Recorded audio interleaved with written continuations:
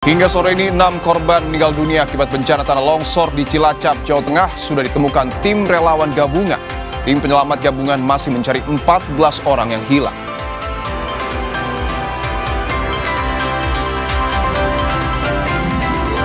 Presiden Prabowo Subianto mengantar Raja Jordania Abdullah II bin Al-Hussein ke Lanut Halim Perdana Kusuma siang tadi. Usai melakukan kunjungan kenegaraan sejak Jumat kemarin.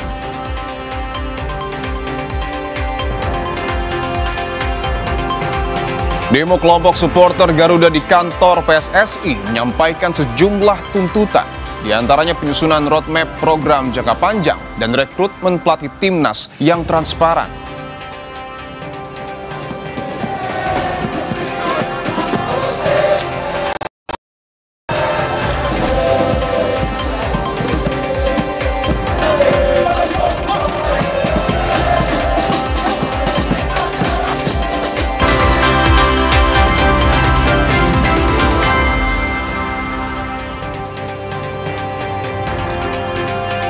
Selamat petang saudara, Sabtu 15 November 2025, Kompas Petang hadir ke hadapan Anda bersama saya Friska Clarissa. Dan saya Dipo Nurbahagia. Kita mulai Kompas Petang saudara dengan informasi pertama.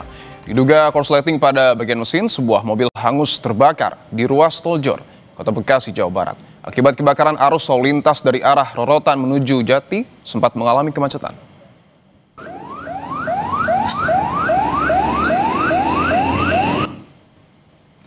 Dalam peristiwa ini, api membakar habis mobil yang terhenti di ruas Tol Jor. Petugas jasa marga yang tiba di lokasi langsung berusaha memadamkan api menggunakan alat pemadam portable dibantu satu unit mobil pemadam kebakaran dari Damkar Mat, Jakarta Timur. Api berhasil dipadamkan 30 menit kemudian. Dalam kejadian ini, pengemudi berhasil menyelamatkan diri dari mobil, kemudian turun ke bawah Tol Jor. Dugaan sementara mobil hangus terbakar akibat korsleting di bagian mesin.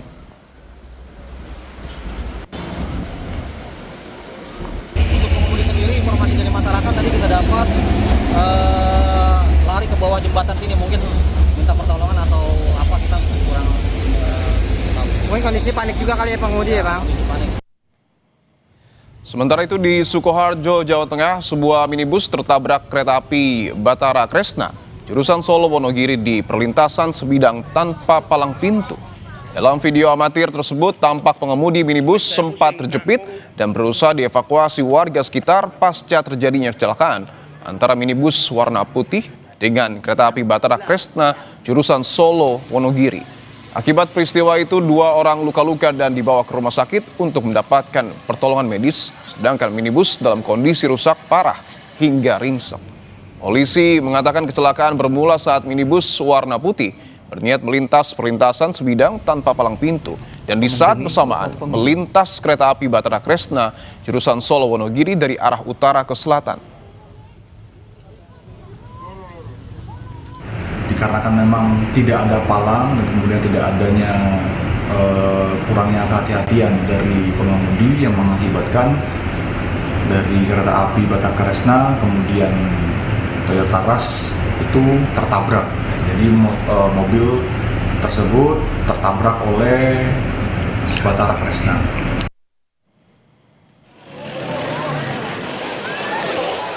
Sebuah mobil sedan ringsek usai tertimpa pohon tumbang di Kecamatan Ciputa Timur, Tangerang Selatan, Banten, Sabtu siang. Pengemudi bersama anaknya selamat dalam kejadian ini. Petugas damkar bersama polisi dibantu warga sekitar bergotong royong berusaha menyingkirkan batang pohon yang menimpa mobil. Tumbangnya pohon diduga akibat usia pohon yang sudah tua. Tidak hanya mobil, batang pohon juga menimpa papan minimarket hingga hancur berantakan.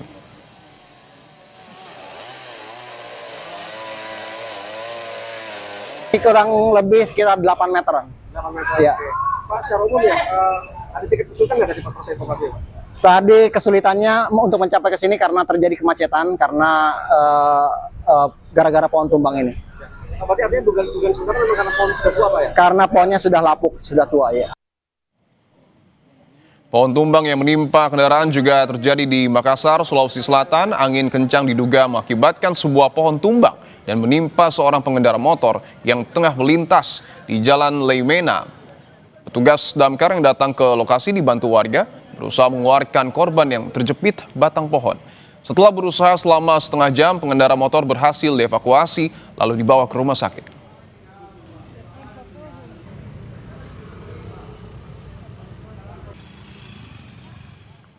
Sorotan berikutnya, Presiden Prabowo Subianto mengantar Raja Jordania Abdullah II bin Al-Hussein ke Lanut Halim Perdana Kusuma, Jakarta siang tadi. Usai melakukan kunjungan kenegaraan sejak Jumat kemarin.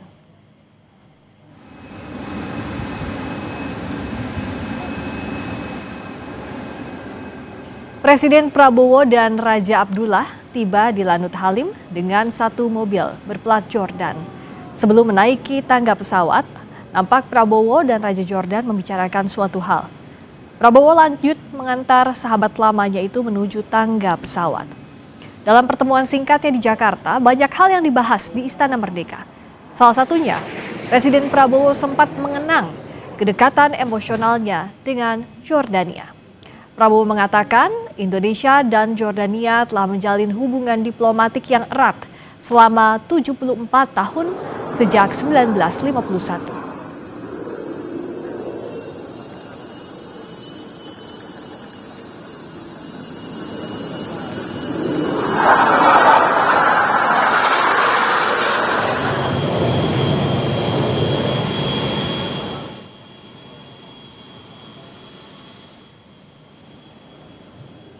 Raja Abdullah tiba di Lanut Halim Perdana Kusuma Jumat sore kemarin dengan disambut langsung Presiden Prabowo. Parade berkuda turut mengiringi kendaraan rombongan menuju Istana Merdeka. Pertemuan bilateral bersama Raja Jordania di Istana Merdeka, Prabowo menegaskan komitmen Indonesia mempererat kerjasama dengan Jordania. Presiden bahkan meminta Raja Abdullah untuk menganggap Indonesia sebagai rumah keduanya.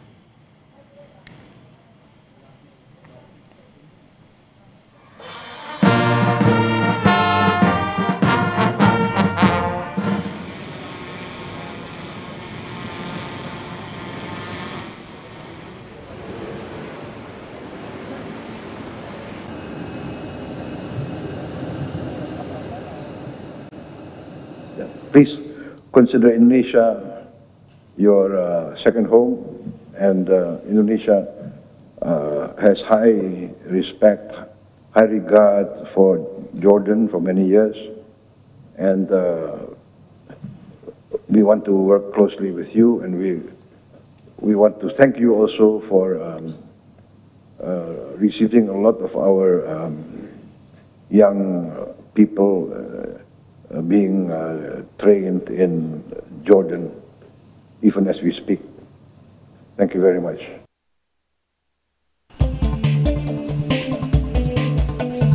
Pesawat Kerajaan Jordania Hashimiyah mendarat di Lanut Halim Perdana Kusuma pada Jumat sore kemarin.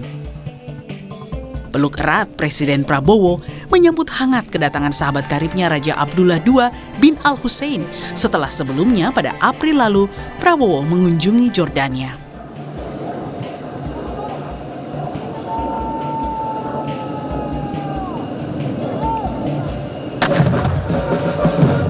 "21 kali dentuman kehormatan menemani perjalanan Presiden Prabowo dan Raja Abdullah II.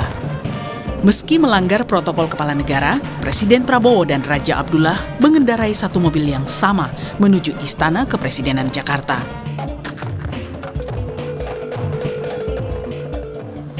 Dalam pertemuan bilateralnya, kedua alumni Fort Benning, Amerika Serikat ini mengenang kisah persahabatannya. Bagaimana Kerajaan Yordania menerima Prabowo saat memilih meninggalkan Indonesia untuk sementara pada tahun 98. I always remember fondly my years in Jordan. Therefore, it really gives me great pleasure to host you here in Indonesia, and actually we had hoped you would have stayed longer, but we realized that you have a very busy schedule. But actually, I prepared my own residence to receive you, but it's 1 hour outside Jakarta. So maybe next time I can convince you to come back again. We became friends many, many years ago. We became brothers. And I would always tell my father about this very special friendship. And when you came to Jordan, my father asked me, so who is this person? I said, he is my brother. And my father said, then if he's your brother, he's my brother. We have never looked back since. I also have to say that in a very short period of time, and I've known you for many years, is to see your determination to make the lives of your people much, much better. Hubungan keduanya bermula ketika Prabowo dan Abdullah Muda mengenyam pendidikan militer Ranger di Fort Benning, Amerika Serikat. Hubungan Presiden Prabowo dan Raja Abdullah II lebih dari sekedar hubungan diplomatik. Keduanya adalah sahabat lama yang terus menjalin kerjasama. Alvania Rizky, Anggi Mendarwan, Kompas TV, Jakarta.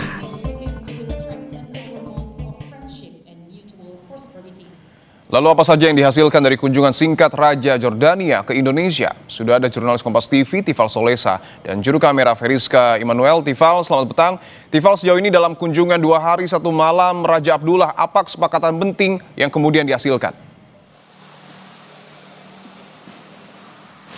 Menariknya saya mendapat konfirmasi soal bentuk kesepahaman yang dibentuk antara kedua negara Indonesia Jordania ini lewat rilis resmi yang dikeluarkan oleh Kerajaan Jordania. Lewat rilis resmi yang dikeluarkan kemarin 14 November 2025, 2 nota kesepahaman telah diteken oleh Indonesia yang diwakili dalam hal ini delegasi yang oleh Presiden Prabowo Subianto dengan Raja Jordania, Raja Abdullah II dalam pertemuan bilateral kemarin. 2 sektor yang dimaksud adalah sektor pendidikan tinggi, sains dan teknologi, serta sektor kesehatan. Saya bersama dengan wartawan di Istana juga berupaya mengonfirmasi kepada pihak Istana, terutama dalam hal ini Menteri Sekretaris Negara Prasetyo Hadi, soal sektor apa saja sebetulnya atau spesifik konkret bentuk kesepahaman apa saja yang coba diwujudkan dari 2 sektor tersebut, dikti saintek dan juga kesehatan. Namun kalau berkaca dari pertemuan hari ini juga sedikit banyaknya menggambarkan upaya atau komitmen dari kedua negara, Indonesia dan Jordania, untuk mengembangkan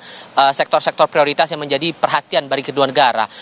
Pada pagi tadi, Raja Jordania bersama dengan Presiden Prabowo Subianto melakukan pertemuan terbatas atau pertemuan tertutup di salah satu hotel di kawasan Jakarta Selatan, dan fokusnya adalah untuk pengembangan di sektor investasi. Lewat konfirmasi terakhir oleh Menteri Investasi sekaligus CEO BPI Danantara, Rosan Perkasa Roslani, menyampaikan bahwa ada keinginan dari Jordania untuk membentuk badan investasi selayaknya Danantara yang dibentuk oleh pemerintahan Kabinet Merah Putih saat ini, untuk kemudian dibuat di Jordania. Dalam penjelasan yang disampaikan Rosan kepada wartawan, ada upaya untuk belajar soal struktur, mekanisme kerja, bahkan aset-aset yang dikelola Danantara, kemudian coba dipelajari bagaimana atau how to treat-nya, bagaimana cara untuk pengembangan dan penata kelolaannya. Kemudian, dan ini upayanya adalah, ujungnya nanti adalah untuk membentuk lembaga seperti Danantara di Jordania. Selain itu, dari pihak Jordania juga ingin mengajak Indonesia untuk melakukan kerjasama investasi di beberapa sektor. Dalam hal pipanisasi, komitmen nilai investasinya disebut ada $1 miliar Amerika Serikat, kemudian di sektor jalan tol atau pembangunan jalan tol nilainya $300 juta Amerika, dan juga di sektor logistik. Sementara itu di pagi hari, nah agenda berlanjut lagi pada kira-kira jelang siang hari, itu berlangsung di Kopasgat. Agendanya sama, berlangsung secara terbatas juga dan tertutup untuk publik. Fokusnya adalah soal demonstrasi drone dari TNI dan juga Angkatan Bersenjata Jordania. Barulah kemudian Prabowo mengantarkan langsung Raja Jordania menuju ke Pangkalan Udara Halim Perdana Kusuma untuk kembali melanjutkan lawatan ke negara-negara lainnya. Dipo. Yang menarik adalah hubungan antara Prabowo dan juga Raja Jordania ini sudah terjalin sangat lama. Apa saja yang jadi perhatian media selama pertemuan kedua sahabat ini? Singkat saja, Tifal.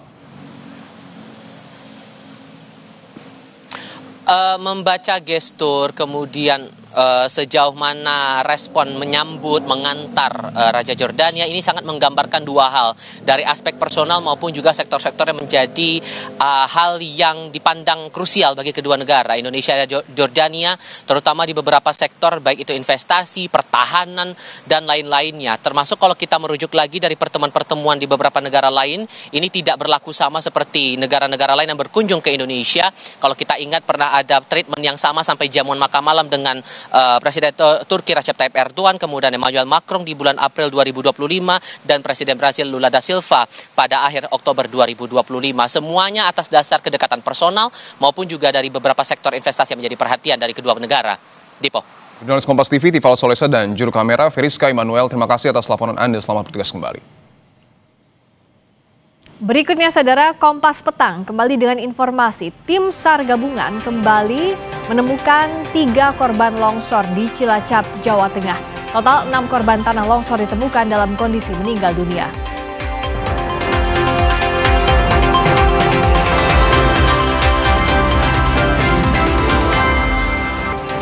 Saudara, siang ini tim SAR gabungan kembali menemukan 3 korban longsor di Cilacap, Jawa Tengah. Total 6 korban tanah longsor ditemukan dalam kondisi meninggal dunia.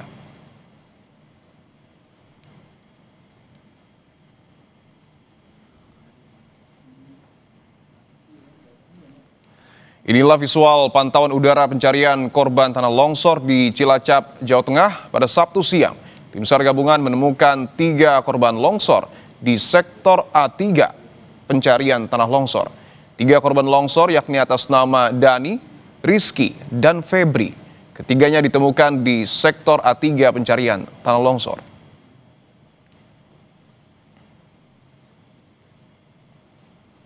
Sementara itu pencarian masih terus dilakukan tim SAR gabungan. Hingga kini tim SAR masih mencari 14 korban hilang.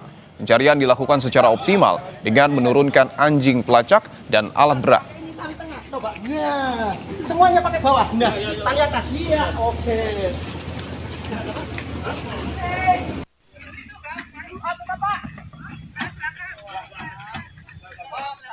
Kami merilis masih kurang lebih 14.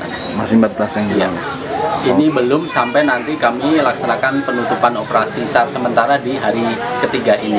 Untuk itu kami sampaikan di saat ini untuk operasi SAR kami sudah menemukan 6 body, artinya dari 20 menjadi 14 yang kami lakukan mencari.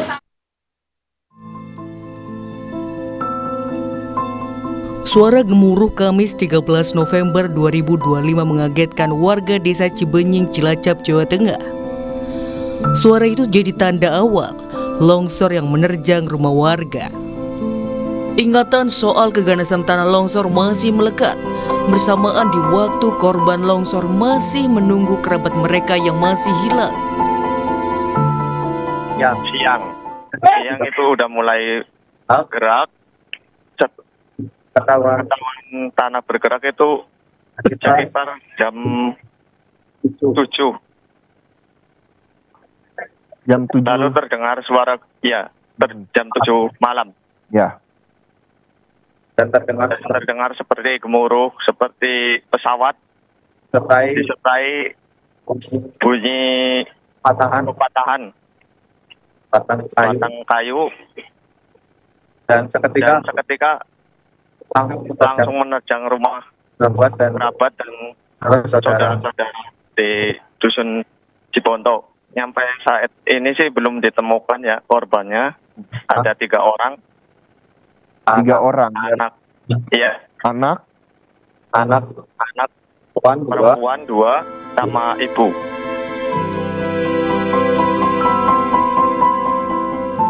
Sabtu pagi, tim SAR gabungan kembali melanjutkan pencarian korban longsor di Cilacap, Jawa Tengah.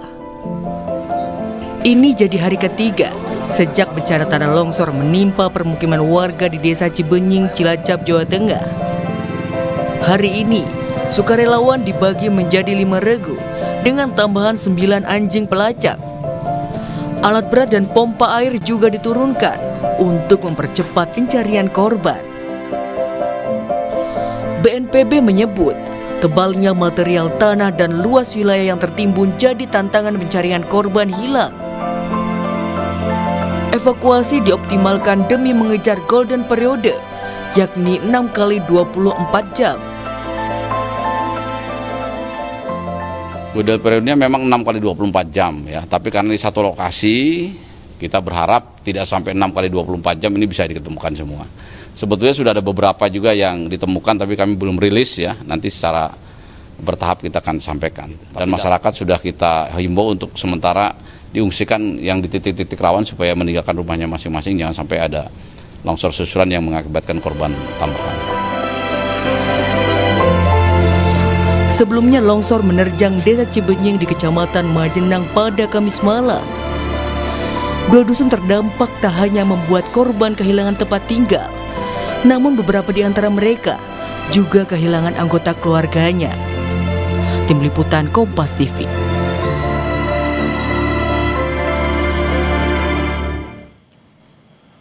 Saudara, usai jeda akan ada informasi lain terkait dengan demo kelompok supporter Garuda di kantor PSSI menyampaikan sejumlah tuntutan, diantaranya penyusunan roadmap program jangka panjang dan rekrutmen pelatih timnas yang transparan.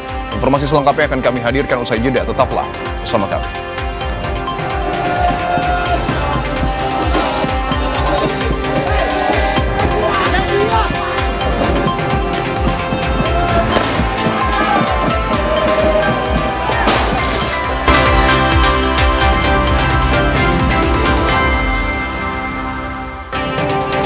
Masih di Kompas Petang bersama saya Friska Clarissa dan Dipo Nurbahagia.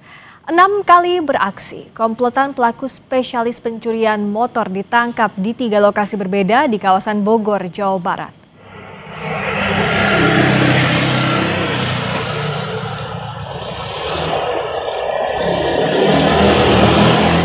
Berkat rekaman CCTV, komplotan pencuri motor yang kerap melakukan aksinya di wilayah Tambun, Bekasi ditangkap Subdit Jatanras Polda Metro Jaya. Dalam penangkapan, polisi menyita 1 unit motor dan pistol mainan yang digunakan pelaku untuk mengintimidasi korbannya.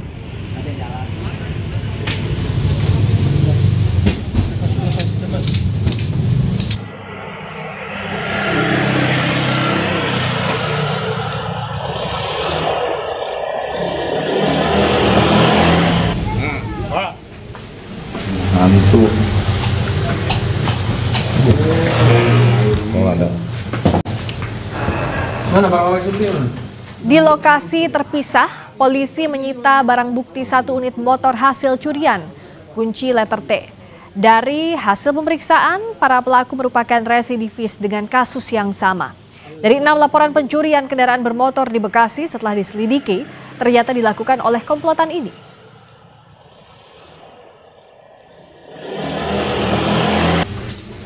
Kami turut menyita senjata mainan yang digunakan pelaku untuk mengintimidasi korban pada setiap aksinya. Selain itu, kami juga turut menyita alat kejahatan berupa kunci letter T dan anak kunci yang telah dimodifikasi, serta 1 unit sepeda motor hasil tindak pidana pencurian tersebut. Dari hasil pemeriksaan, para pelaku merupakan komplotan spesialis pencurian kendaraan bermotor. Para pelaku juga diketahui sebagai residivis atas kasus yang sama. Kita beralih ke sorotan lain, Saudara. Anggota Exco PSSI Sumarji berjanji akan menampung semua tuntutan yang diajukan Ultras Garuda, mulai dari desakan agar Erick Thohir mundur dari posisi Ketua Umum PSSI, perubahan total PSSI.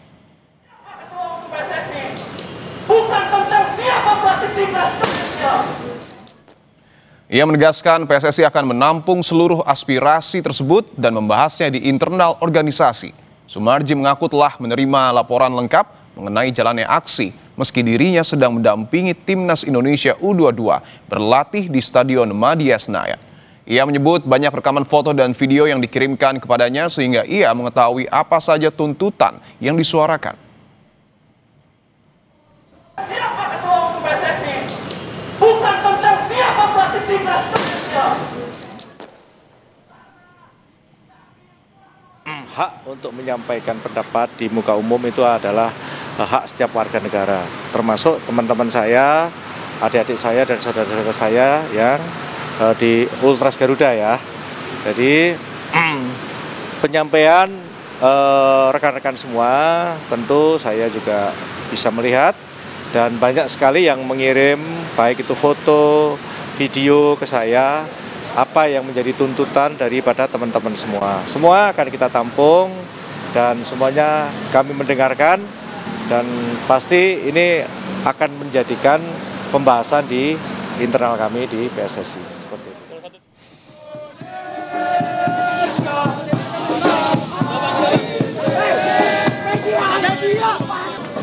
Sebelumnya, saudara, puluhan anggota Ultras Garuda berunjuk rasa di kantor PSSI. Mereka hadir dengan atribut hitam, membawa poster, hingga menyalakan flare sebagai simbol protes.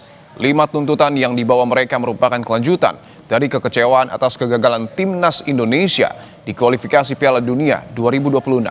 Mereka menuntut manajemen Timnas yang profesional, penyusunan roadmap jangka panjang, rekrutmen pelatih transparan, penguatan pembinaan usia dini, serta pelibatan supporter dalam perkembangan sepak bola.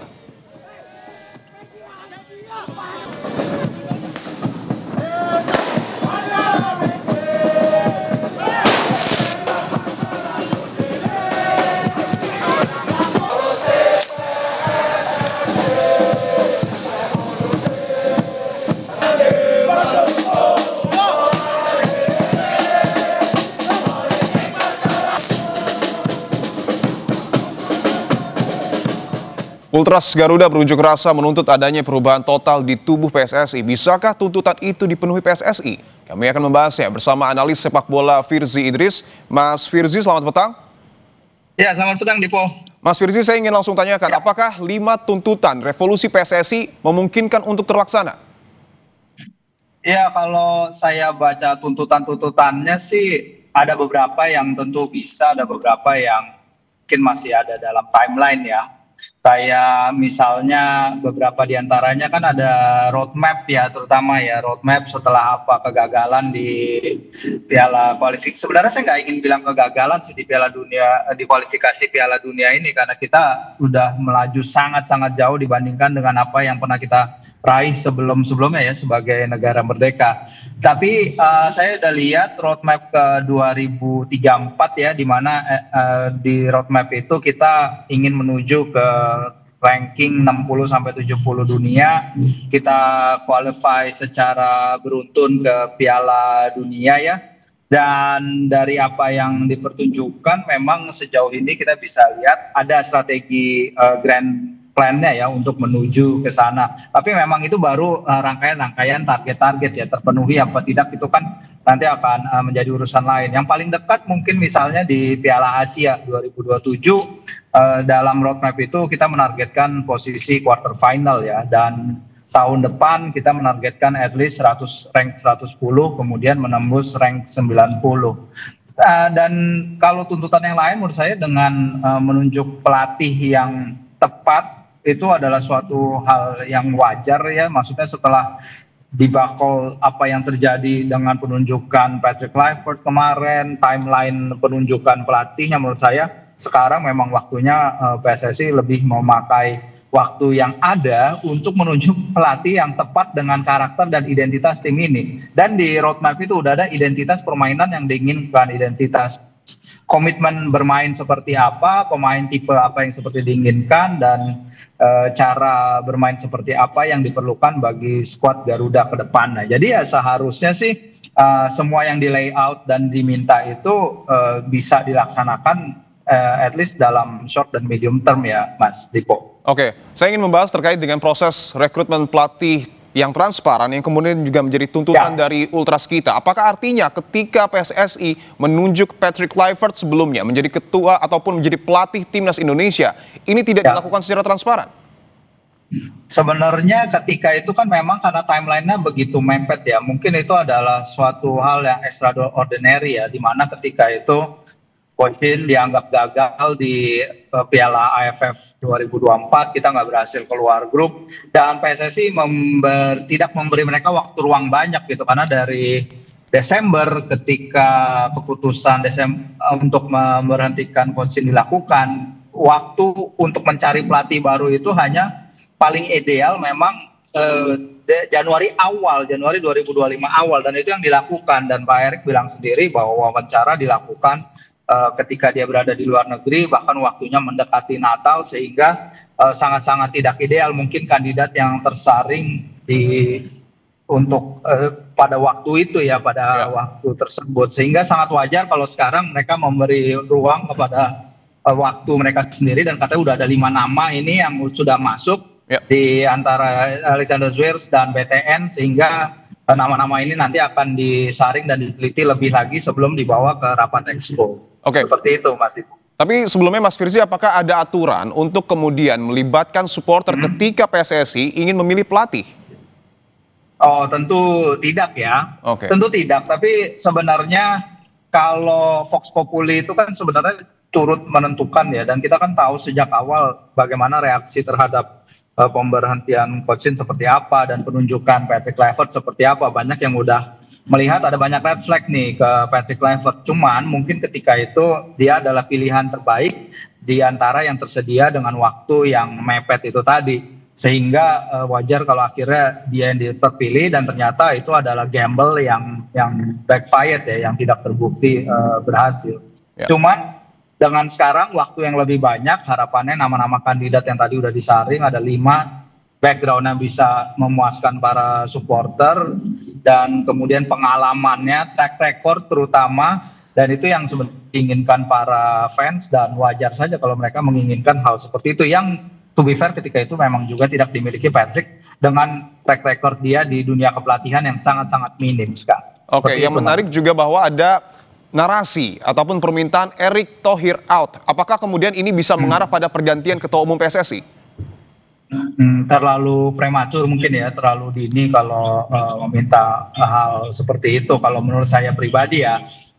Dan sebenarnya kalau dari apa yang direncanakan ke timnas, kan memang apa yang kita ingin kejar itu ada di Piala Dunia 2030 dan 34. Tapi program akselerasi yang dilakukan ini kan dari 2026 memaksa kita melakukan beberapa perubahan yang tadinya dianggap ingin membantu timnas ke arah lebih baik ya, arah baru timnas Indonesia, seperti itu kan yang diumumkan oleh Pak Erick ketika mengumumkan pemberhentian Sintayong pada Januari 2025. Tapi ternyata arah baru ini mungkin masih belum sinkron, dan masih banyak celah yang bisa diperbaiki ke depannya. Sehingga kedepannya dengan networking yang dia punya, dengan link yang dipunyai Alexander Zwiers sendiri, dan setup timnas yang sudah berjalan seperti ini ya, antara BTN dan juga kita punya technical advisor Jordi Cruijff ya, yang sebenarnya sekarang juga lagi dilirik katanya untuk menduduki posisi technical directornya di Ajax Amsterdam, mantan klubnya dan klub ayahnya dulu. Jadi memang mungkin aja ada perubahan di sisi atas, tapi dengan Zwiers berkomitmen, Coach Simon Tahamata juga, menurut saya ini adalah kerangka yang ideal lah untuk kedepannya kita menemukan pelatih baru, seperti itu Mas Dipo. Terakhir Mas Firzi, peran seperti apa yang kemudian bisa dimainkan ataupun dilakukan oleh supporter kita untuk kemudian meningkatkan ataupun membuat sepak bola kita lebih baik lagi? Ya, peran yang dimainkan tentu, ini kan saya juga lagi menuju Stadion Pakansari ya untuk melihat timnas U22 bermain nanti ya. Yang pasti kita tetap memberikan dukungan kepada para pemain kita, tidak memberikan pressure juga berlebih kepada mereka, karena apapun yang terjadi pun ini di level di atas ya. Ini apapun yang terjadi di lapangan, kita tetap harus mendukung skuad Garuda, dan semoga sambutannya nanti di Stadion Pakansari juga ramah terhadap para pemain dan mendukung, karena kesempatan mempertahankan medali emas SEA Games masih sangat besar, dan itu untuk suatu hal yang mungkin bisa menghibur lara bagi para supporter kita menjelang akhir tahun ini ya, terutama dan sebagai fondasi untuk menginjak tahun baru 2026 dengan lebih optimis lagi Mas Diko. Tentu kita doakan yang terbaik untuk timnas sepak bola kita. Terima kasih analis sepak bola Firzi Idris telah bergabung di Kompas Petang. Ya, sama-sama. Sesaat lagi kami kembali dengan informasi. Keluarga Prada Luki bertemu dengan Ketua Fraksi Partai Nasdem sekaligus anggota DPR Komisi 1 Victor Laiskodat. Keluarga berharap Komisi 1 dapat menggelar rapat dengar pendapat menyoroti kasus secara serius. Di Kompas Petang, sesaat lagi.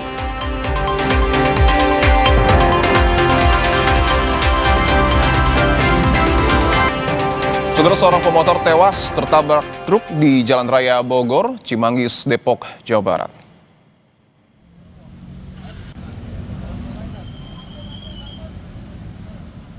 Berawal dari korban yang membonceng ibunya, terlebih dahulu menabrak angkutan kota yang berhenti mendadak.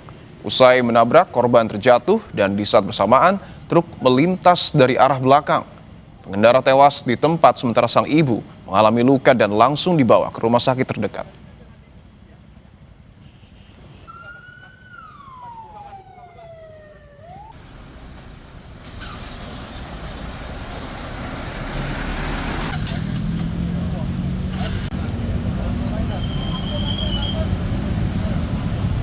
Dari arah sebelah sana bang, Jakarta ya bang, arah Bogor. Terus? Ada angkot nih bang, jalan, nggak tahu dia berhenti atau gimana gitu bang. Terus korban nabrak bang, jatuh ke kanan, tonton lewat, ketabrak bang, bang. Yang satu meninggal, yang satu selamat bang, lagi dibawa ke rumah sakit bang. Yang meninggal yang bawa motor atau? Yang meninggal kayaknya yang bawa motor bang.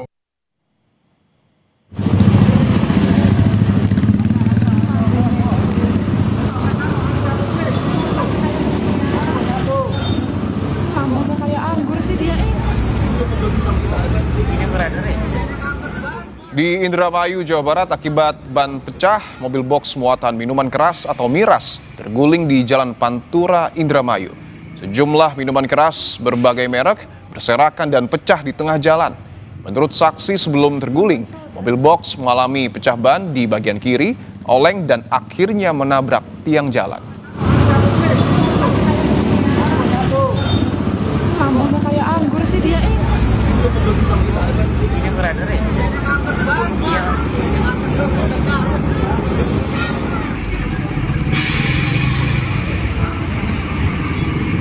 Membawa muatan minuman beralkohol berbagai merek, datang dari arah Jakarta menuju Cirebon, mengalami pecah ban bagian kiri dalam, sehingga oleng ke kanan menabrak median jalan dan PJU di jalan, dan truk mengalami terguling. Untuk korban jiwa sementara tidak ada, hanya kerugian materi, baik itu minuman ataupun PJU yang tertabrak mobil box tersebut. Informasi berikutnya, keluarga Prada Luki bertemu dengan Ketua Fraksi Partai Nasdem sekaligus anggota DPR Komisi 1, Victor Laiskodat. Ini yang Richard punya mama. Ini. Mari Bapak di sini. Di hadapan Victor Laiskodat, Mama Luki meminta bantuan kepada Komisi 1 yang merupakan mitra TNI. Keluarga berharap Komisi 1 dapat menggelar rapat dengar pendapat menyoroti kasus secara serius. Selain itu, keluarga juga menginginkan perubahan pasal yang dikenakan kepada terdakwa agar almarhum Luki mendapat keadilan. Komisi. Sini komen. Mari sini, Mbak. Sebagai orang tua, terutama saya sebagai mama dari almarhum. Sebagai orang tua, terutama saya sebagai mama dari almarhum, saya minta tolong, mungkin Bapak bisa menyuarakan di Komisi 1 DPR RI untuk membantu kami supaya almarhum bisa mendapatkan keadilan. Kaget tank muncul, kita tinggal ikut, kan lucu. Kita tidak dihargai, biar semua orang tahu. Izin biar mungkin jelas pasalnya mereka yang atur, kan mereka yang semua. Makanya saya maunya sendiri, izin mungkin begitu. Tidak akan bisa, karena mohon maaf menurut penilaian saya. Anggota Komisi 1 DPR RI, Victor Bungtilu Laiskodat memberikan perhatian serius terhadap kasus dugaan penganiayaan yang menewaskan Prada Luki Syapril Saputra Naho. Victor berkomitmen mengawal proses hukum agar berjalan transparan dan sesuai aturan. Ia berharap kejadian seperti yang menimpa Prada Luki tidak kembali terjadi di tubuh TNI. Pasalnya mereka yang atur, kan mereka yang semua. Makanya saya maunya sendiri, izin mungkin begitu. Tidak akan bisa, karena mohon maaf menurut penilaian saya hukum di mereka ini seperti apa ya? Mau jadi apa? Apakah tentara ini tempat mereka mati? Made Juli ya, yang kasus Belo itu. Oh, ada informasi-informasi yang ternyata juga di level peradilan memang ada hal-hal yang mencurigakan, kami diinformasikan supaya kita bisa luruskan. Pasti ya semua perhatian hari ini menjadi di Komisi 1 atau di TNI sendiri, Pak Kasat sendiri juga menyampaikan hal ini. Sebelumnya dalam sidang Rabu lalu, Komandan Kompi C di Batalion Tempat Mendiang Pradalu Kinal mau bertugas bersaksi dalam sidang pembuktian 4 terdakwa. Letu Rahmat menjadi saksi ke-12 untuk 4 terdakwa, yakni Pratu Ahmad Ahda, Pratu Emiliano de Araujo, Pratu Petrus Nong Briansemi, dan Pratu Aprianto Rederaja. Keempat terdakwa tersebut diduga menganiaya Pradaluki hingga berujung kematian. Mereka diancam hukuman 9 tahun penjara. Sidang akan dilanjutkan pekan depan dengan memeriksa saksi-saksi. Bapak penasihat hukum para terdakwa, silakan. Maju di depan sini, merapat. Saksi, ulangi. Oke, ya. Oke. Ya, lurus. Baik, para terdakwa dalam keadaan sehat. Siap, di situ sama mohon izin almarhum dengan Prada Richard. Begitu saksi masuk, apa yang saksi lihat di dalam ini? Sedang ngapain mereka itu? Siap, waktu itu di Jambuk sama Pratu Alan, kami langsung suruh panggil Pratu Alan. Kami suruh langsung, tidak ada lagi yang kumpul-kumpul di sini, pulang semua. Berita lainnya, saudara, 2 siswa Sekolah Polisi Negara atau SPN Polda Nusa Tenggara Timur menjadi korban penganiayaan seniornya. Kasus ini sudah ditangani Propam Polda NTT dan jadi perhatian penuh Kapolda NTT, Irjen Rudi Darmoko.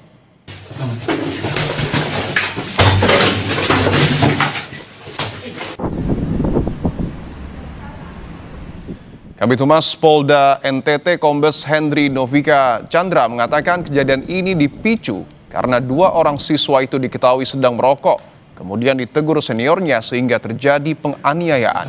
Henry menyebut terduga pelaku saat ini dalam proses penanganan dan mendapat hukuman penempatan khusus. Program ataupun Propam NTT juga sudah memeriksa saksi yang merekam kejadian dan melakukan pengecekan medis terhadap kedua siswa.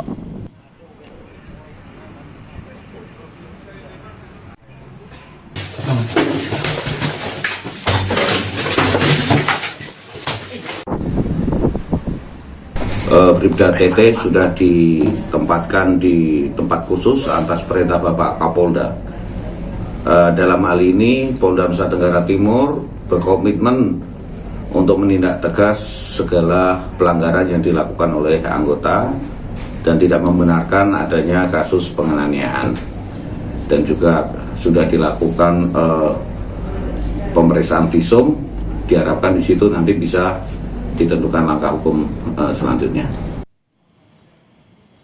Presiden Prabowo Subianto mengantar Raja Jordania ke Lanut Halim Perdana Kusuma siang tadi usai melakukan kunjungan kenegaraan sejak Jumat kemarin. Lalu apa makna dan komitmen di balik kunjungan balasan Raja Jordania ke Indonesia meski durasinya sangat singkat? Sesaat lagi di Kompas Petang kami hadirkan perbincangannya.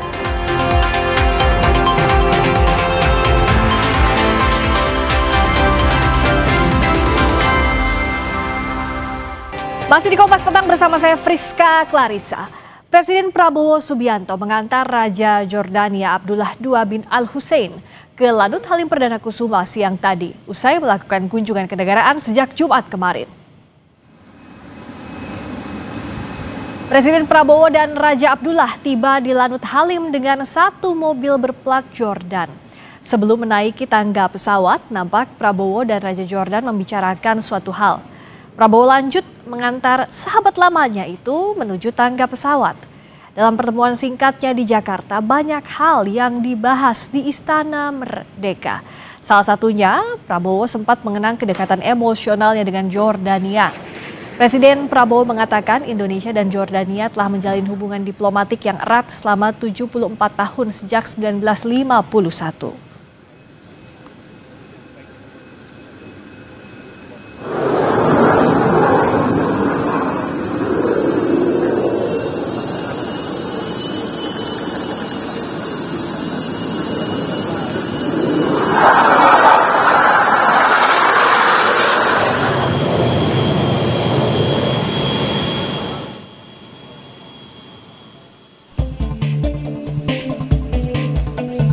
Pesawat Kerajaan Jordania Hashimiyah mendarat di Lanut Halim Perdana Kusuma pada Jumat sore kemarin. Peluk erat Presiden Prabowo menyambut hangat kedatangan sahabat karibnya Raja Abdullah II bin Al-Hussein setelah sebelumnya pada April lalu Prabowo mengunjungi Jordania.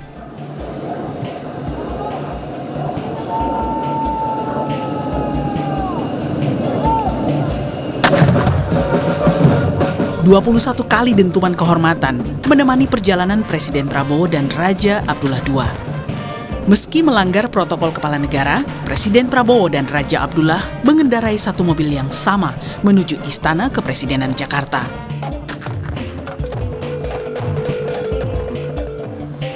Dalam pertemuan bilateralnya, kedua alumni Fort Benning Amerika Serikat ini mengenang kisah persahabatannya. Bagaimana Kerajaan Yordania menerima Prabowo saat memilih meninggalkan Indonesia untuk sementara pada tahun 98.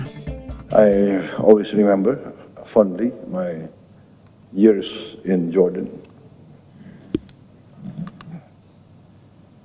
Therefore, it really gives me great pleasure to host you here in Indonesia, and actually we had hoped you would have stayed longer, but we realized that you have a very busy schedule. But actually I prepared my own residence to receive you, but it's 1 hour outside Jakarta, so maybe next time I can convince you to come back again. We became friends many years ago. We became brothers. And I would always tell my father about this very special friendship. And when you came to Jordan, my father asked me, so who is this person? I said, he is my brother. And my father said, then if he's your brother, he's my brother. We have never looked back since. I also have to say that in a very short period of time, and I've known you for many years, is to see your determination to make the lives of your people much better. Hubungan keduanya bermula ketika Prabowo dan Abdullah muda mengenyam pendidikan militer Ranger di Fort Benning, Amerika Serikat. Hubungan Presiden Prabowo dan Raja Abdullah II lebih dari sekedar hubungan diplomatik. Keduanya adalah sahabat lama yang terus menjalin kerjasama. Alvania Rizky, Anggi Mendarwan, Kompas TV, Jakarta.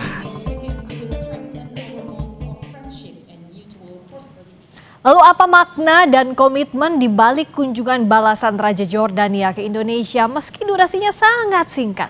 Kita bahas bersama dengan tenaga ahli utama KSP, Respiratory Sadam Al-Jihad, dan juga bergabung Guru Besar Hukum Internasional UI, Profesor Hikmahanto Juwana. Selamat petang, Prof. Hik, Mas Sadam. Selamat petang, Mbak Rizka. Selamat petang, terima kasih sudah hadir. Saya ke Mas Sadam dulu. Kalau ini kan sebenarnya kunjungan yang sangat singkat ya, 2 hari 1 malam untuk ukuran sahabat karib Presiden Prabowo dan juga Raja Jordan. Sebenarnya apa poin penting dari kunjungan ini? Dan sebenarnya dari berbagai kerjasama mana yang jadi titik utama? Ya, yang pertama adalah ini adalah kunjungan sahabat lama. Wah, ini kan yang kemudian disampaikan secara terbuka oleh Raja Abdullah II, bagaimana menyebut Pak Presiden Prabowo adalah he is my brother. Nah, ini adalah sebuah kedekatan yang sangat emosional. Artinya memang ketika 29 tahun yang lalu, ketika Pak Presiden belum menjadi presiden, itu sudah diterima oleh Kerajaan Yordania, itu hubungan antara Raja Abdullah dan bapaknya juga Raja Hussein ketika itu sangat dekat. Nah, artinya ini hubungan ini sangat baik sekali. Nah, yang kedua adalah bagaimana kehangatan sambutan dari kunjungan ini. Ini dengan pelukan erat ketika kedatangan, kemudian ketika keberangkatan di bandara, ketika satu mobil yang kemudian melewati batas-batas protokol, ini adalah bagian dari persaudaraan yang luar biasa.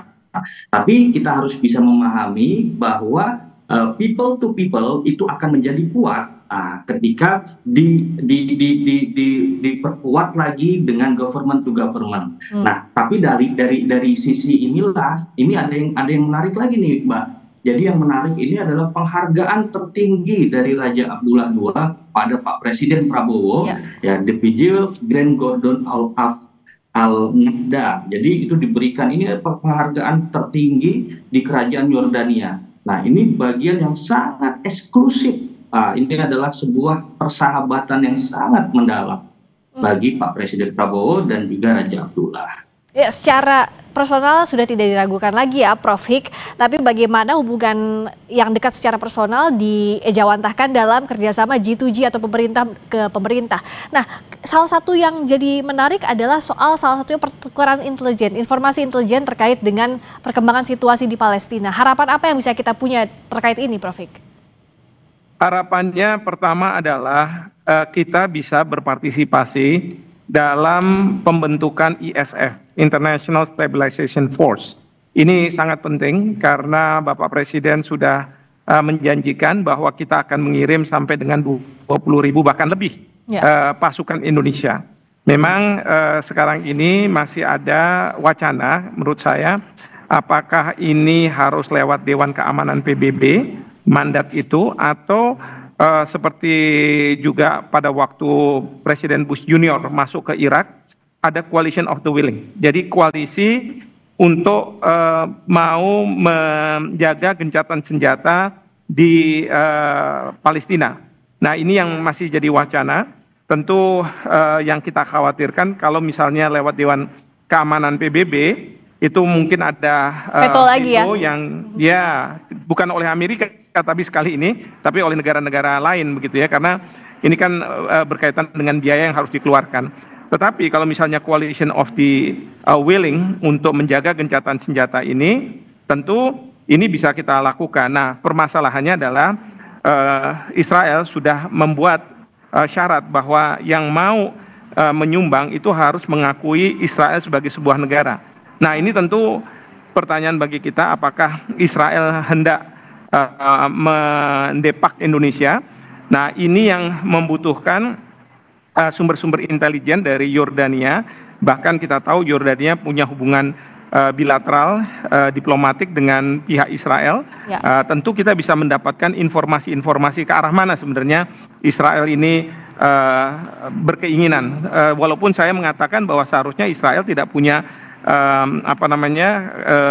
say atau syarat, memberikan syarat kepada siapapun ya yang mau masuk dalam ISF ini, karena kita tahu Hamas itu kan nggak dilibatkan dan Hamas juga tidak akan dilibatkan dalam pemerintahan transisi.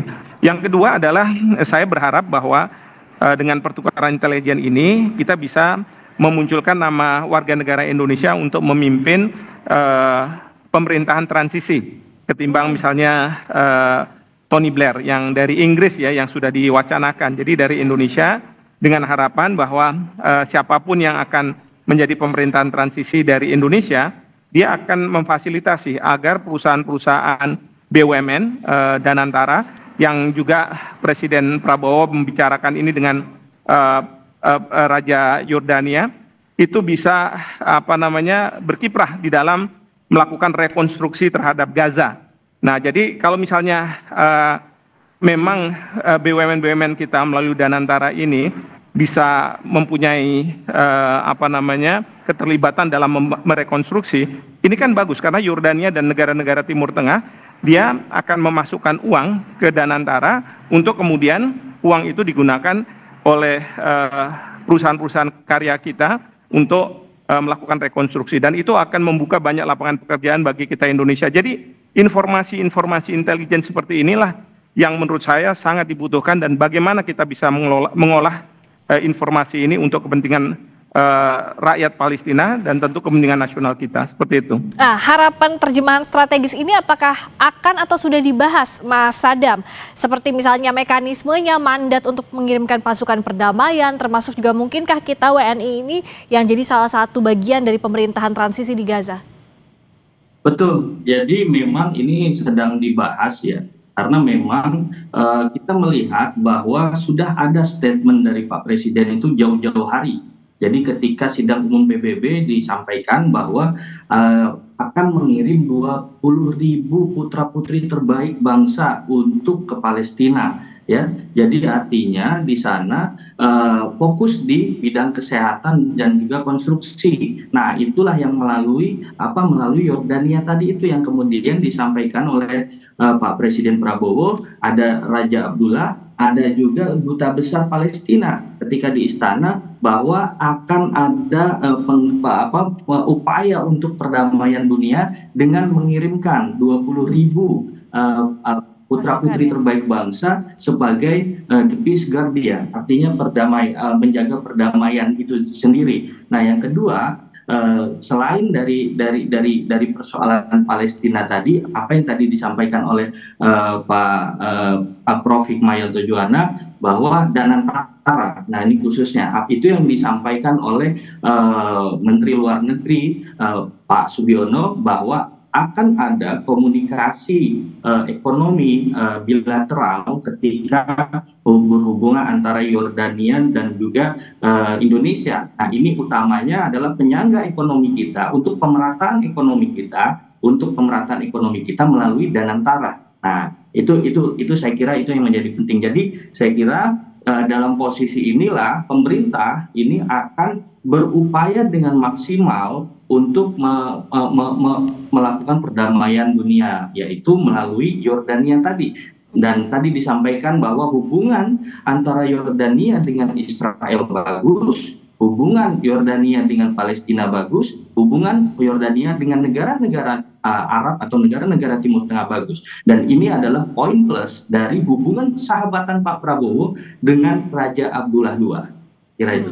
Nah, Prof. Tampaknya ada beberapa poin penting yang menarik ini. Satu, soal perdamaian di Gaza. Berikutnya Danantara seperti jadi core pembicaraan antara Presiden Prabowo dan Raja Abdullah. Nah, apa sebenarnya realnya yang bisa kita dapat untuk dalam negeri? Ya, yang pasti begini, kalau terkait dengan Danantara sebenarnya dua isu. Pertama adalah isu yang tadi saya katakan, bagaimana Danantara melalui BUMN kita karya bisa ikut di dalam rekonstruksi di Gaza. Nah, yang kedua adalah bagaimana Danantara bisa tap potensi-potensi perekonomian di negara-negara Timur Tengah. Ya, termasuk Yordania. Mungkin Yordania adalah yang awal dengan harapan ada semacam bandwagon effect di mana negara-negara Timur Tengah lainnya akan masuk. Karena terus terang, kita Indonesia kan sudah mengeksplor banyak dengan negara-negara barat lah. Mulai dari Amerika, Uni Eropa, negara-negara di Eropa, Jepang gitu ya. Terus kemudian pada masa Presiden Jokowi mungkin fokusnya adalah ke Cina. Nah, itu semua tetap jalan, tetapi kita juga sepertinya Presiden Prabowo ingin melihat potensi yang ada di negara-negara Timur Tengah. Karena mereka ini negara-negara kaya yang mungkin perlu untuk melakukan investasi agar secara dana mereka akan lebih besar, dan mungkin ini yang dijanjikan bagaimana Danantara bisa menjadi opsi bagi mereka untuk melakukan investasi, dan Danantara ini nantinya lewat BUMN atau proyek-proyek yang ada di Indonesia yang akan melipat gandakan katakanlah uang yang dimasukkan di Danantara, seperti itu. Ya, menarik kerjasama ini, semoga bisa dituangkan dalam kerjasama lebih real lagi, terutama untuk mempererat hubungan antara Indonesia dengan Yordania di berbagai bidang, termasuk tadi perdamaian di Gaza, juga dalam sisi ekonomi lewat Danantara. Terima kasih Mas Respiratori Sadam Al-Jihad, tenaga ahli utama KSP. Terima kasih Prof. Hikmayanto Juwana, Guru Besar Hukum Internasional UI. Selamat petang. Berikutnya saudara, kami kembali dengan sorotan lainnya. Siang ini tim SAR gabungan kembali menemukan 3 korban longsor di Cilacap, Jawa Tengah. Total 9 korban tanah longsor ditemukan dalam kondisi meninggal dunia. Informasi terbarunya kami hadirkan usai jeda.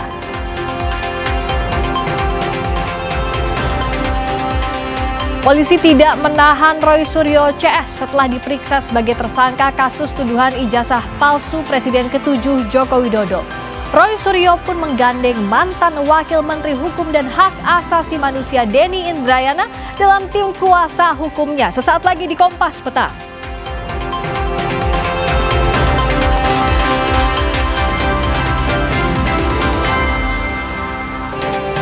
Saudara, tim SAR gabungan menemukan 11 korban longsor di Cilacap, Jawa Tengah dalam kondisi meninggal dunia.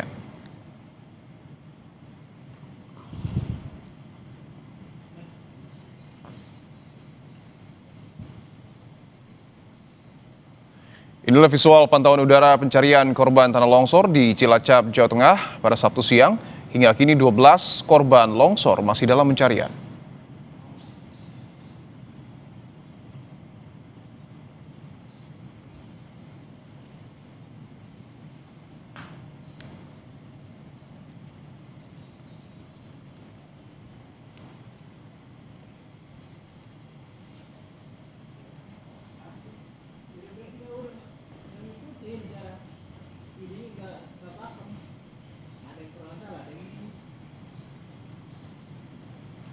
Ini adalah situasi di mana proses evakuasi dilakukan oleh tim dari BNPB dan juga Basarnas dan juga tentunya sejumlah tim gabungan mulai dari TNI hingga Polri.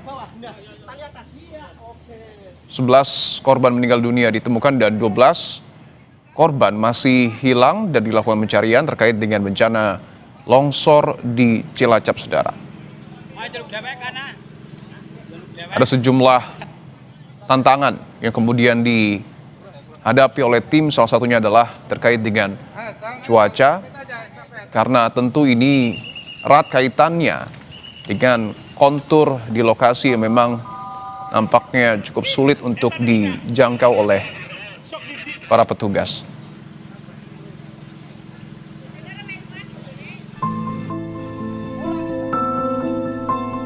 Suara gemuruh Kamis 13 November 2025 mengagetkan warga desa Cibenying, Cilacap, Jawa Tengah. Suara itu jadi tanda awal longsor yang menerjang rumah warga. Ingatan soal keganasan tanah longsor masih melekat bersamaan di waktu korban longsor masih menunggu kerabat mereka yang masih hilang. Ya, siang itu udah mulai gerak. Ketahuan tanah bergerak itu sekitar jam 7. Jam 7. Lalu terdengar suara, ya, jam 7 malam. Ya. Dan terdengar seperti gemuruh, seperti pesawat, disertai bunyi patang kayu, dan seketika langsung menerjang rumah kerabat dan saudara-saudara di dusun Ciponto. Sampai saat ini sih belum ditemukan ya korbannya. Ada 3 orang. 3 orang. Anak. Iya. Anak. Perempuan 2 sama ibu.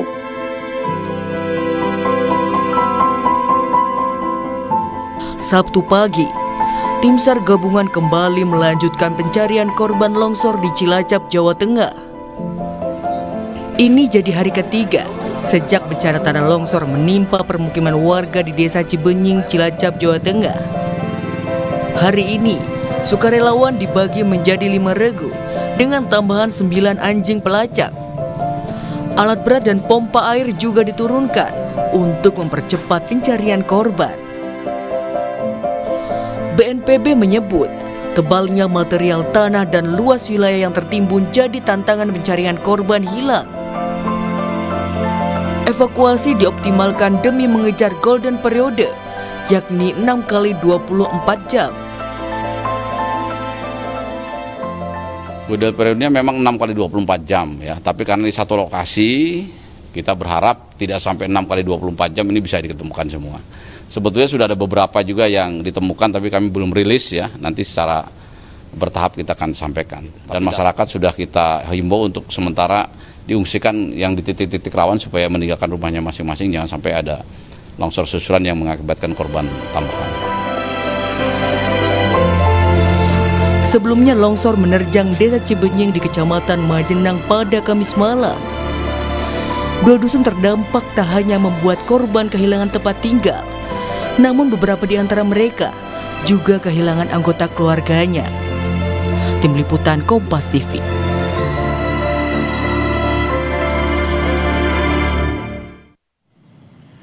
Sampai dengan saat ini tim gabungan masih terus melakukan pencarian. Informasi terbaru 12 orang masih dinyatakan hilang, sementara 11 korban meninggal dunia ditemukan. Untuk mengetahui perkembangan terkait dengan pencarian korban longsor di Cilacap, Jawa Tengah, kita langsung perbarui informasi, saudara, dari Cilacap bersama dengan jurnalis Kompas TV Rahma Piliang dan juga Bimo Wicaksana. Rahma, informasi terbaru apa yang kemudian dapat Anda sampaikan terkait dengan proses pencarian di sana?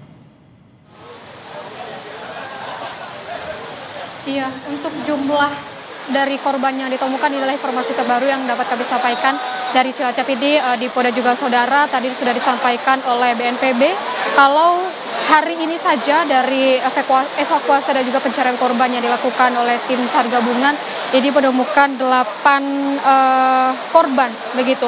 Nah, menjadi akhirnya ada total dari 17 korban yang ditemukan dari selama proses pencarian hingga hari ini.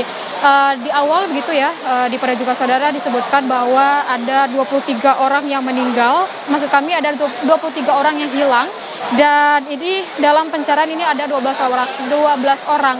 Dan tentunya untuk pencarian untuk hari ini sudah selesai dilakukan begitu ya di Polda juga saudara, mengingat dengan kondisi cuaca di Cilacap ini yang tidak menentu, kadang-kadang ini sering terjadi hujan begitu.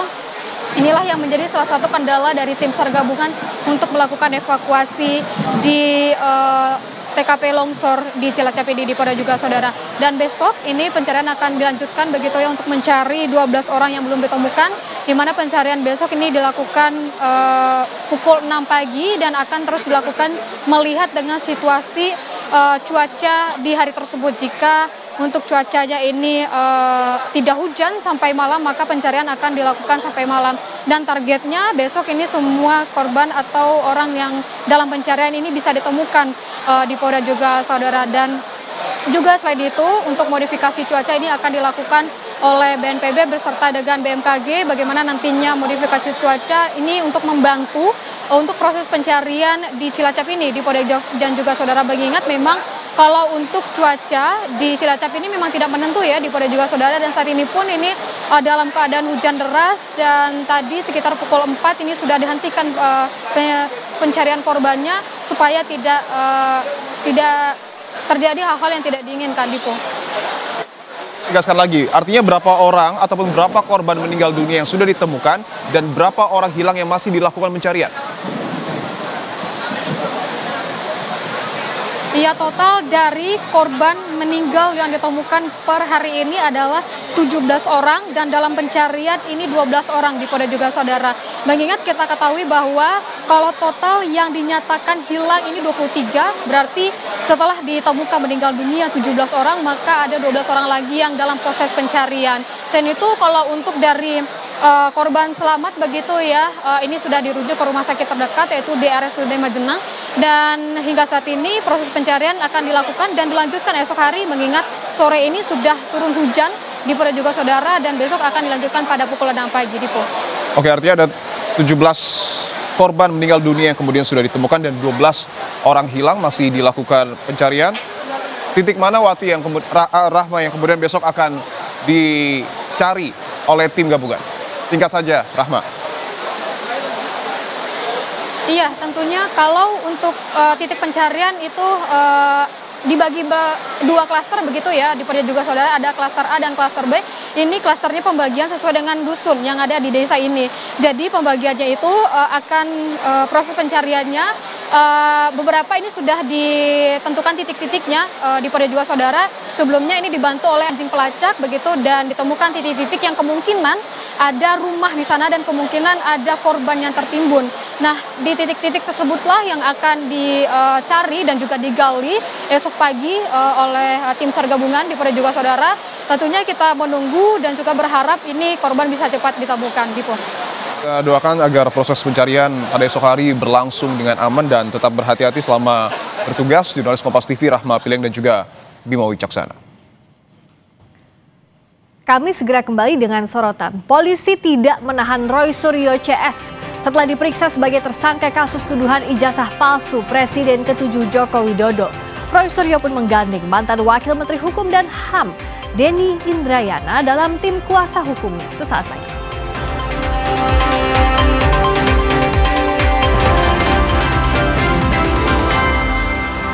Kompas Petang kami lanjutkan, saudara. Polisi tidak menahan Roy Suryo CS usai diperiksa perdana sebagai tersangka kasus tuduhan ijazah palsu Presiden ke-7 Republik Indonesia, Joko Widodo. Roy Suryo menyebut menyiapkan sejumlah ahli pidana untuk menjawab tuduhan pelanggaran Undang-Undang ITE. Usai diperiksa selama 8 jam, Roy Suryo CS tersangka pencemaran nama baik di kasus ijazah Jokowi tidak ditahan penyidik. Roy Suryo, Rismon Sianipar, dan Tifauzia Tiasuma atau Dr. Tifa diperiksa perdana sebagai tersangka kasus pencemaran nama baik Presiden ke-7 RI Joko Widodo. Penyidik Polda Metro Jaya memutuskan tidak menahan 3 tersangka karena mengajukan saksi dan ahli meringankan. Para tersangka sudah memberikan keterangannya. Setelah ini kepada ketiga tersangka kami perbolehkan untuk kembali ke rumahnya masing-masing. Kenapa demikian? Karena ketiga tersangka mengajukan ahli dan saksi yang meringankan. Untuk ahli yang diajukan oleh para tersangka ada 2, kemudian untuk saksi yang meringankannya ada 3. Dan kami akan segera melakukan permintaan keterangan terhadap para saksi dan ahli yang dimohonkan oleh para tersangka tersebut. Roy Suryo mengatakan pasal-pasal pencemaran nama baik yang diterapkan polisi tidak tepat. Ia mengaku penetapannya sebagai tersangka adalah bentuk kriminalisasi.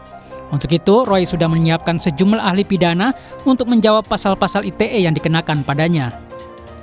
Akan ada juga ahli pidana, ya ahli pidananya akan ada banyak nanti.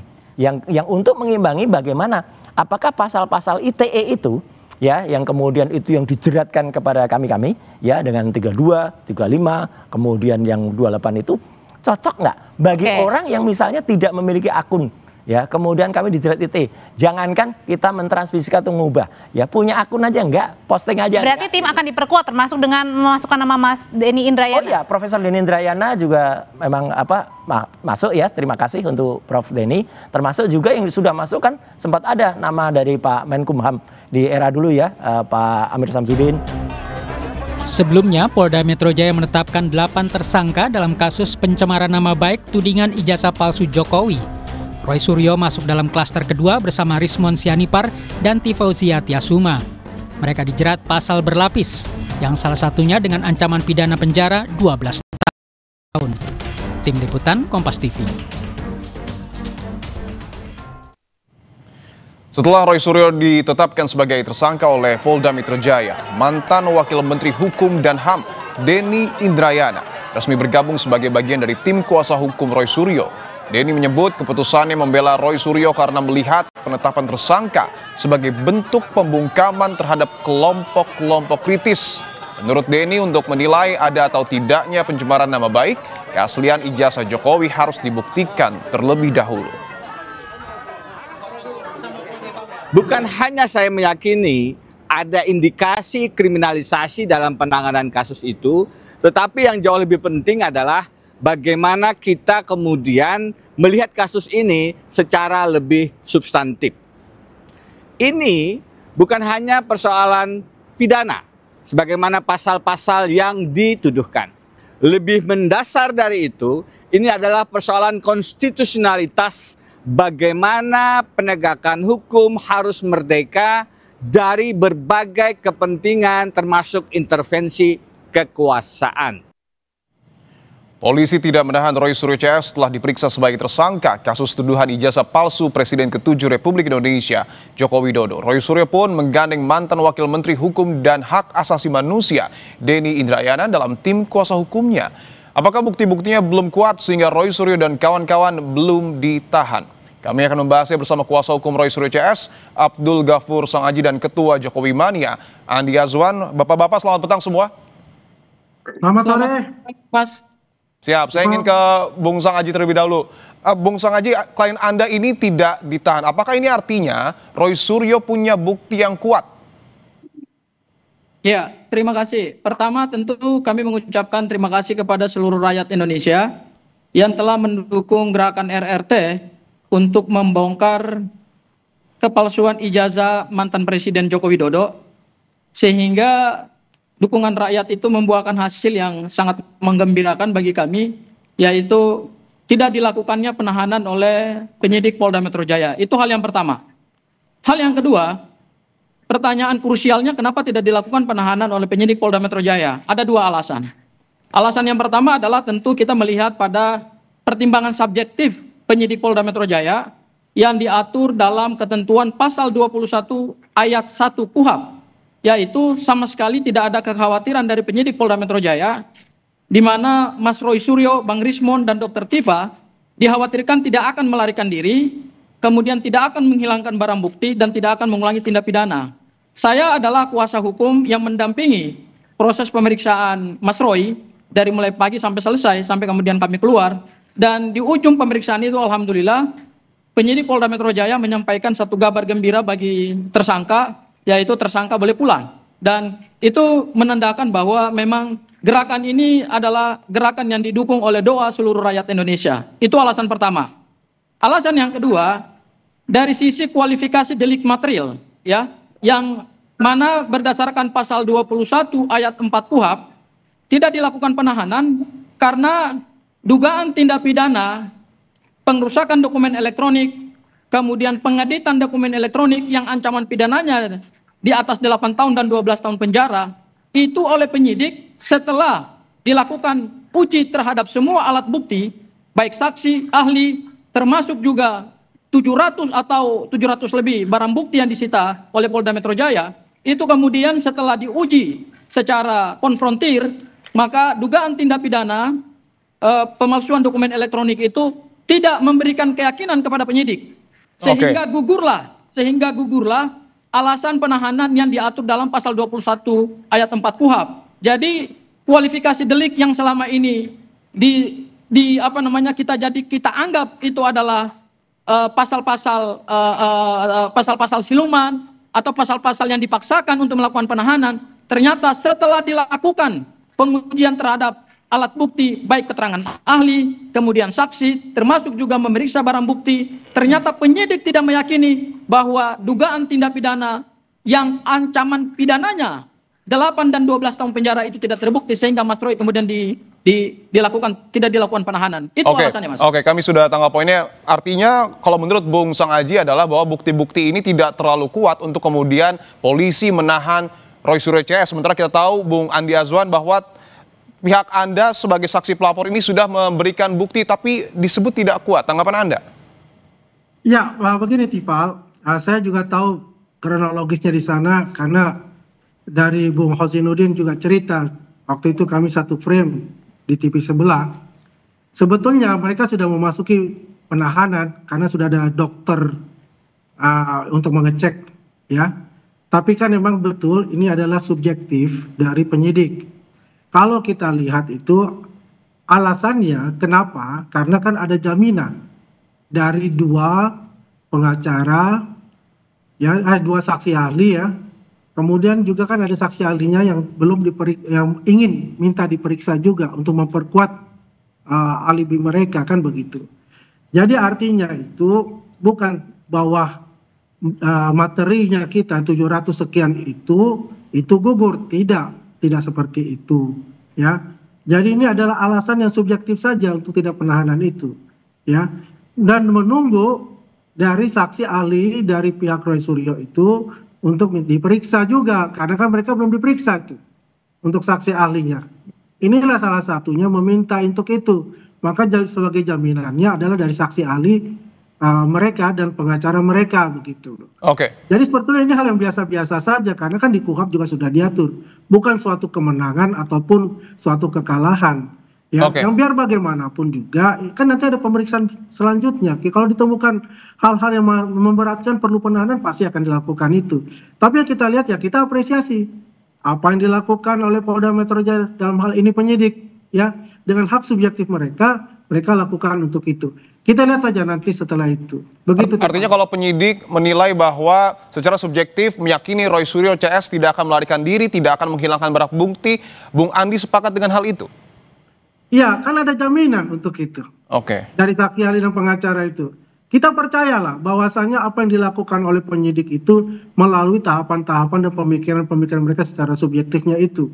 Ya. Ya, pertama kan tadi kan tidak menghilangkan alat bukti, yang tidak melarikan diri, tidak mengulangi perbuatan. Ya kalau misalnya mereka kumpul-kumpul lagi, ya meluncurkan buku, ya dan membuat kegaduhan, ya pasti akan langsung ditangkap untuk itu. Tapi gini Bung Andi, bahwa kekuatan Roy Suryo CS ini... Saya mau koreksi dulu ya Bang Baik, Andi, ya. silakan Bung Sangaji. Bang Andi nggak tepat ini, jangan menggiring wacana yang tidak sesuai dengan fakta hukum. Bang Andi tidak menemani, tidak berada di Polda Metro Jaya. Ya, jadi Bang Andi mohon maaf, jangan Anda menggiring wacana yang kebenarannya tidak valid gitu ya. Pertama, tidak ada jaminan dari kuasa hukum, ingat itu. Yang kedua, jaminan itu hanya bisa diberikan ketika dilakukan penahanan. Tidak ada hukum acara pidana yang mengatakan bahwa dijaminkan dulu, baru kemudian tidak dilakukan penahanan. Jangan ngaco. Oke. Ya? Saya nggak ngaco ya. Jadi Bapak kan harus dilakukan dulu penahanan, baru kemudian hukum acara pidana mengatur akan ada penangguhan penahanan. Anda jangan ngaco, Anda tidak ada di Polda Metro Jaya. Jangan membangun wacana yang menyesatkan. Oke, baik. Tidak ada baik, kita dengarkan. Jadi saya berikan kepastian, tidak ada jaminan dari kuasa hukum terkait dengan penahanan. Jaminan dari saksi ahli, ya. Itulah yang membuat Mas Andi yang memberikan jaminan tidak dilakukan penahanan itu. Anda jangan ngaco. Ya, menyerahkan itu. Itu Anda yang jangan jelas. ngaco. Saya tidak ngaco. Teman saudara Hosinuddin itu bercerita sama saya. Dengarin Oke, baik. Saya ingin ya. Baik, Bapak-bapak, tahan dulu, saya ingin ke malam Jumat itu baik, Bung bercerita Andi. sama saya. Baik, ada satu hal yang menarik Bung Andi, bahwa kita tahu nampaknya kekuatan Roy Suryo CS ini semakin menguat ketika mantan Wamenkumham ini Denny Indrayana bergabung. Tanggapan Anda? Steve, Denny Indrayana masuk itu ya pansos juga, ya dia kan biar bagian juga ingin terjun lah melihat itu untuk menaikkan rating dia juga nanti jadi pengacara kan begitu. Silakan saja bergabung, bertambah amunisi. Yang jelas itu ya hadapi itu nanti di pengadilan ya bersama dengan tim kuasa hukum masing-masing. Ya, makanya saya menjelaskan ini ya bukan artinya ini menang atau kalah. Ini masih ada proses-proses selanjutnya. Ya, ini kan baru tahap pertama. Ya, ada jaminan makanya dilepaskan kan begitu. Ya, bukan artinya akhir dari semuanya. Masih ada tahapan-tahapan pemeriksaan selanjutnya. Karena saksi ahlinya kan belum ada yang diperiksa juga. Jaminannya kan maksud Anda seperti apa, Bung Andi? Kenapa? Jaminan yang kemudian diberikan oleh Roy Suryo ini apa? Ya kan tadi mengatakan tidak akan menghilangkan alat bukti, tidak melarikan diri, tidak melakukan perbuatan-perbuatan, mengulangi perbuatan yang selanjutnya itu yang bisa memberatkan dia kan begitu. Ya jadinya kalem-kalem saja gitu, santai-santai saja. Lihat aja prosedurnya itu, jangan memprovokasi lagi.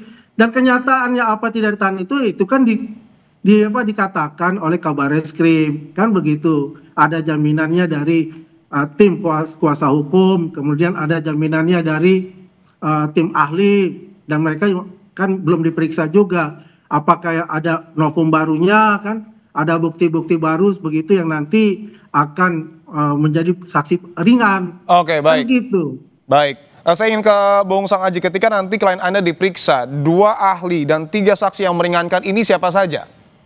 Yang pertama, saya ingin mengomentari lagi ya, ini pendapat yang sesat dan informasi yang tepat dari Bung Andi Azwan ya. Jadi tidak ada jaminan, ada jaminan dari kuasa hukum maupun ahli. Ini penegakan hukum, Bos. Tidak ada itu.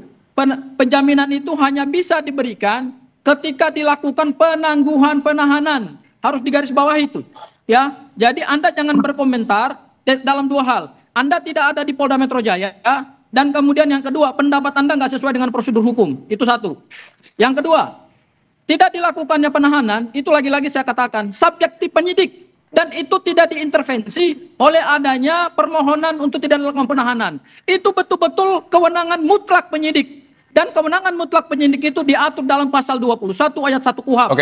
Itu 2 hal. Hal yang ketiga, untuk diperiksanya kapan? Terkait dengan Bang pemeriksaan ahli. Sangaji.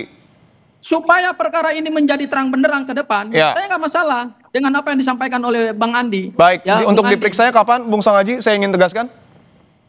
Ya, untuk ahli-ahli, saya tidak bisa menyampaikan siapa ahlinya saja, tapi intinya begini. Waktunya? Akan ada kami hadirkan Untuk waktunya Bung Sangaji? Kenapa?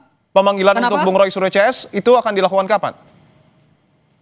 Kami akan meminta supaya segera dilakukan pemeriksaan terhadap alat bukti pembanding alat bukti yang diajukan Baik. oleh tersangka. Ingat, Baik. pasal 65 KUHP menyebut bahwa tersangka mempunyai hak untuk mengajukan saksi meringankan saksi ada charge Baik. dan mengajukan ahli meringankan. Jadi kami sudah mengajukan Baik, Bung beberapa Sangaji, ahli. kita sudah dapat poinnya. Terima kasih untuk... Kemudian ke depan kami akan mengajukan lagi beberapa Baik, ahli, Pak. kami sudah mendapat Seperti itu. poinnya. Terima kasih Bung Abdul Ghafur Sangaji, kuasa hukum dari Roy Suryo CS, dan juga sebelumnya ada Bung Andi Azwan, Ketua Umum Jokowi Mania, telah bergabung di Kompas Petang. Saudara, 3 rumah di Kota Bitung, Sulawesi Utara terbakar. 1 rumah terbakar merupakan tempat penyimpanan pakaian, sehingga api sulit dipadamkan. Informasi selengkapnya akan kami hadirkan usai jeda. Tetaplah bersama kami.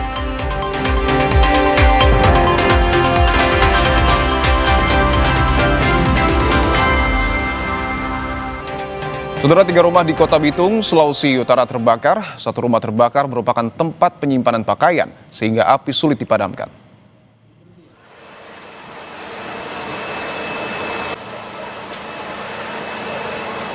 Inilah keganasan si jago merah saat membakar 3 rumah di Kota Bitung, Sulawesi Utara. Petugas pemadam kebakaran berjibaku memadamkan api dan menurunkan 6 mobil pemadam kebakaran. Dari pemerintah Kota Bitung dan pihak swasta diturunkan untuk membantu memadamkan api yang membakar 3 rumah di Kelurahan Madidir Unet. Kebakaran diduga terjadi akibat korsleting arus listrik dari salah satu rumah yang menyebar ke 2 rumah lainnya. Tidak ada korban jiwa dalam peristiwa ini, namun kerugian ditaksir mencapai miliaran rupiah.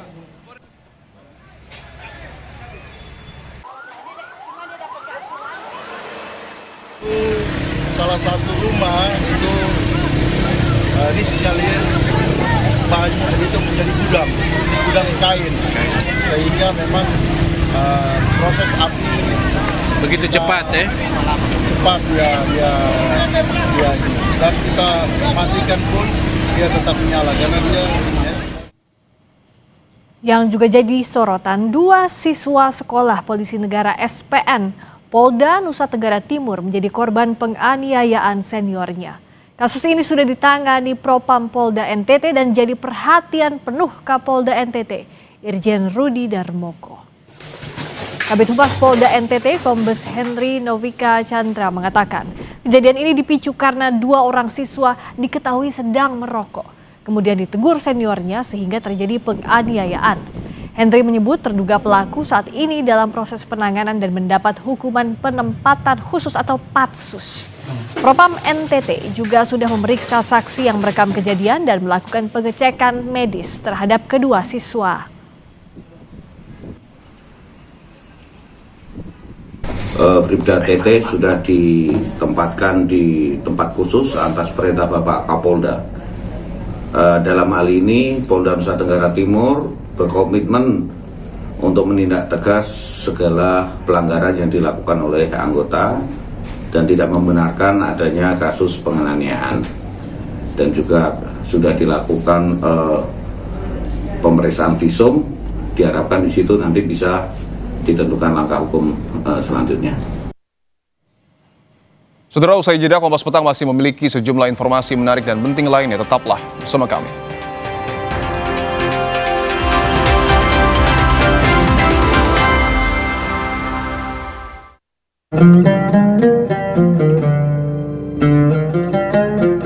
Allahu Akbar, Allahu Akbar, Allahu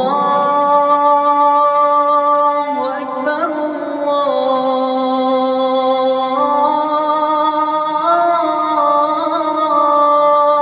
Allahu Akbar. Asyhadu an la ilaha illallah.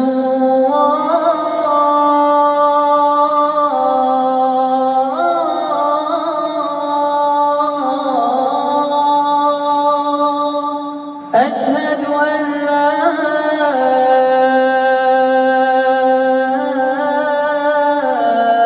ilaha illallah.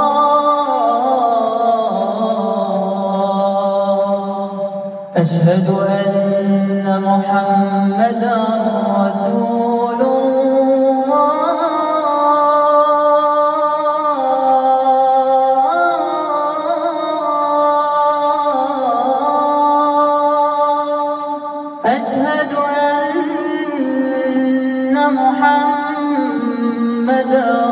رسول الله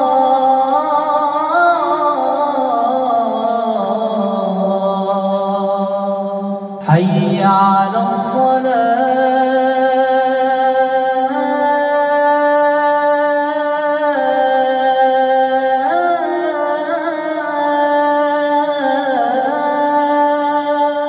حي على الصلاة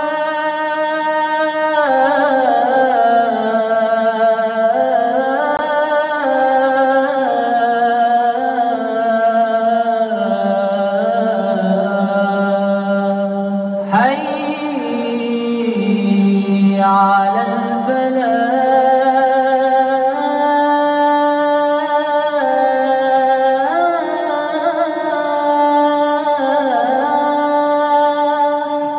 حي على الفلاح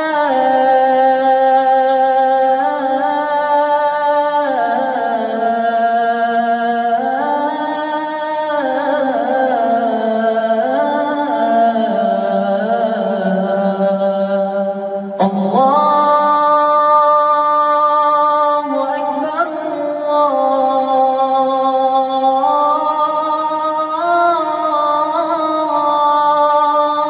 الله أكبر لا إله إلا الله.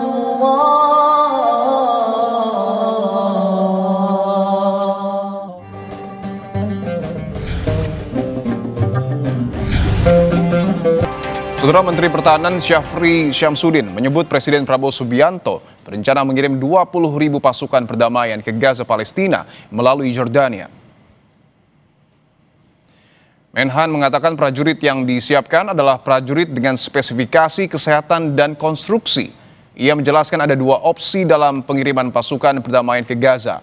Pertama di bawah naungan Perserikatan Bangsa-Bangsa. Kedua di bawah persetujuan organisasi internasional yang diinisiasi Presiden Amerika Serikat.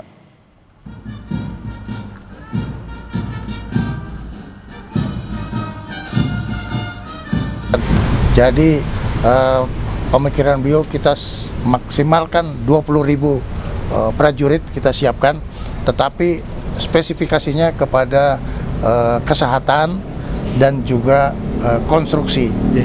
Ya, konstruksi. Kita ke sorotan lainnya, sebuah mobil sedan ringsek usai tertimpa pohon tumbang di Kecamatan Ciputat Timur, Tangerang Selatan, Banten, Sabtu siang. Pengemudi bersama anaknya selamat dalam kejadian ini. Tugas damkar bersama polisi dibantu warga sekitar bergotong royong berusaha menyingkirkan batang pohon yang menimpa mobil. Tumbangnya pohon diduga akibat usia pohon yang sudah tua. Tidak hanya mobil, batang pohon juga menimpa papan minimarket hingga hancur berantakan.